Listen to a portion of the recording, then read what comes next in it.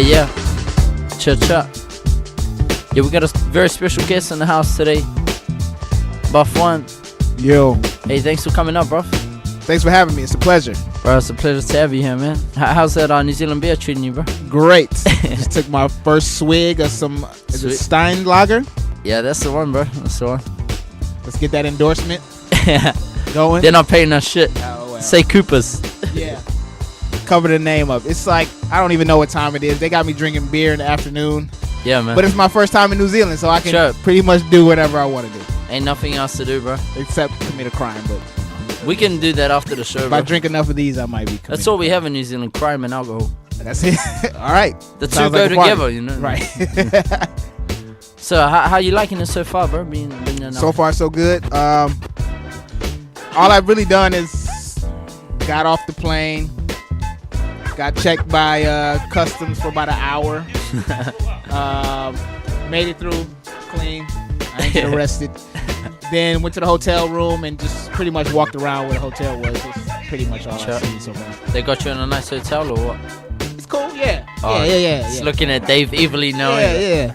I didn't know who was. It's all right. I didn't know who was responsible for it, so I ain't gonna like. Nah, it's Cool, great. bro. It's great. Cool. Perfect. As long as you can sleep, bro. Yeah, as long like in Europe, the beds are like this big, so I got I'm used to my American queen size bed, so that's all I need. Perfect. Yeah, that's cool, bro.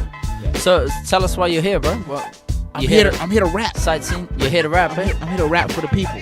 Right. I can't tell customers that because I might get in trouble, but yeah, right. That's why I'm here. Got a show Friday night at Kuja, and the homie David Dallas will be there helping out. Cool, man. Should be fun. So how do you guys link up over the net or what? How did we link? Was it Sam? Tell us about the day. Yeah. It was a sunny day. Long Beach. Many moons ago. The homie Sam Dutch, out of Australia, mutual friend of ours. He put me up on Dave's music, and I guess he put Dave up on my music. And Dave reached out on the front to back remix. Thank you for that, Dave. I jumped on that. And then rest is history. Met him in the States, in Los Angeles, and then also again at South by Southwest. We actually performed front to back. Yeah, and hopefully we can get some work done. Ooh. Hopefully we can get some work done out here. You want to rhyme on that? Yeah. Sure, bro. We'll just keep spinning some shit. So Souls of Mischief, what does that represent to you, bro? Man, the good old days. Because you're from LA, right? No, I'm from Michigan. I'm not going to act like you're, but, you're from Michigan? Yeah, I'm from Ann Arbor, Michigan. Just a little small city outside Detroit. But I've been in LA, back and forth for the last couple years. Do you know Chris Webber? I do not know Chris Webber. But Fab Five I'm Juwan Howard. I don't know any of them. But when I was growing up in Ann Arbor, that was like the pinnacle of everything. Yeah. Like every kid in Ann Arbor wanted to be the most hyped ball team. Be the Fab Five. But yeah. So the Souls of Mischief, that just brought back a good time in my life when I was young and living with my mom, and I had to pay bills, and I could just write raps all day. Yeah. That's all I had to worry about. So that's how you started, bro? Pretty much, yeah. Just listening to all my favorites, and then learning their raps, writing their raps down so I could recite them. Yeah.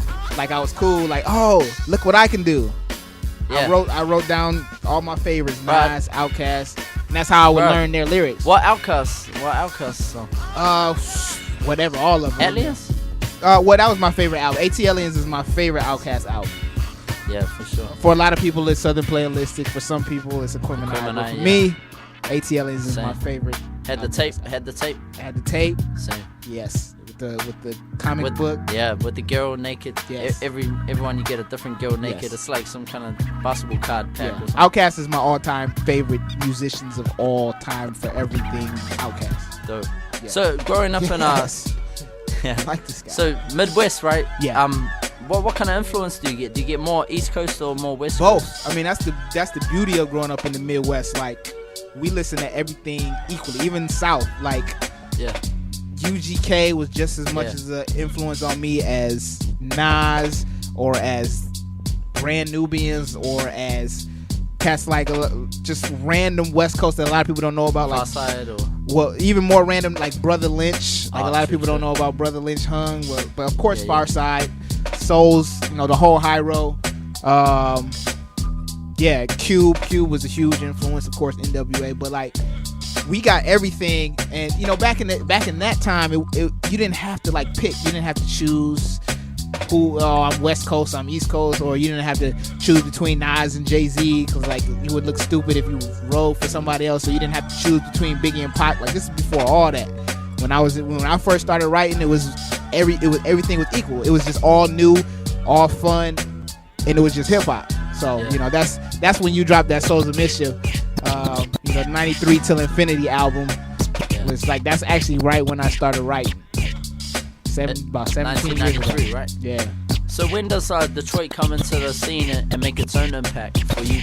Well, see, me growing up in Ann Arbor, like outside of Detroit, like we were too young. Like, we weren't around during when Detroit was really starting to bubble and formulate, like the hip hop shop and you know, all the different venues that they had going on, and the Shelter and all the battles they had going on. We was still in high school and young. And we couldn't even drive to Detroit. We just had to hear about it, you know, get tapes and stuff like that. But for us, my crew, the Athletic Mike League, that's the group that I started out with, and I'm still with. We started going to Detroit around 2000. So that's when we first started to, like, we realized if we really wanted to make a name for ourselves, we couldn't just stay in our little city. Even though we did all we could there, we had to branch out. And then Detroit music is like, we realized it's like one of the main meccas for everywhere around the world. People love Detroit music. Yeah. So if we was gonna get any type of respect, we had to get it first there. You know, we realized we weren't from Detroit. You know, we couldn't talk about some of the things that Detroit artists could talk about because we didn't live that life. We didn't grow up there. But we also knew we had our own voice, and as long as we stayed true to who we were, we knew people would realize that. And so we started getting love from Detroit around 2000, and then, you know, we've been cool with all them ever since. Sure. I never knew you were from Athletic Mike Club. Oh, you know about Athletic Mike League? Yeah. I only know a few songs that track, and Ninth sampled it for the fucking Destiny's Child. Man. Yeah. So for those that don't know, what's that track called? Sorry, bro. I'm not gonna act like I'm a Wikipedia. Yeah. I can't remember our song was Hip Hop Quotables. That was the name of our song. I don't remember the sample, and I don't remember the name of the Destiny Child song. But anyway, long story short. Oh shit! Wow. Yo, what is your name? Points. What's the DJ's name? I don't even know his name. Substance. Oh, you guys can't hear this. He's playing the beat. Yeah. So play it. You can play it. Let it run. Everybody wants to be Francis. Oh, which one? This is the. For Coppola. Wow, he remembers. That was our first release in 2000. So this is the Destiny Child version that Knife Wonder did, of course. That's happened to us a lot, by the way. The producers in the crew, Athletic Mike League, also go by the Lab Techs. We've done a lot of stuff that later other people have done and got props for and blown up. We did it years that sucks, ago. Man. But it's all good. First. It's all good. It's all hip hop. Yeah, that happens a lot, I guess. Yeah. Someone finds a sample and makes it big. Yeah. Like the Jay-Z, you know, the Black Moon track. Yeah, the one he did the PSA for. Yeah. It happens. Yeah, well. But anyway, I don't even know what were we talking about. I don't know what we're talking about. Athletic Mike League. We're talking about Detroit. You know our history. So yeah. Part of a group, Athletic Mike League. It's me, my brother 14 KT, DJ Haircut, aka Mayor Hawthorne. A lot of y'all know who he is. Trey Styles. So, sorry, bro. I'm gonna speak for everyone that acts like they know, but true. Mayor Hawthorne was the dude that made the beats for that whole outfit. Yep. Because I'm DJ. True, because I know he went by that alias, but I didn't know that's the group he was. Buzzy. Yeah, he was our little DJ, and he blew up. He's worldwide now. You hate the cunt now, eh? Huh? No, of course not. No. Sell out. No. Nah, I couldn't be happier for him. That's cool. How did you guys link up? Just out of high school? We all went to school together. Shit. Yeah, we just being around. He had beats and equipment.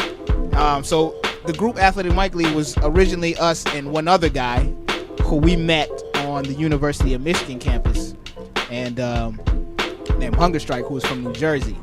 Long story short, he was a different kind of cat. He left the group. We couldn't deal with him, so he left.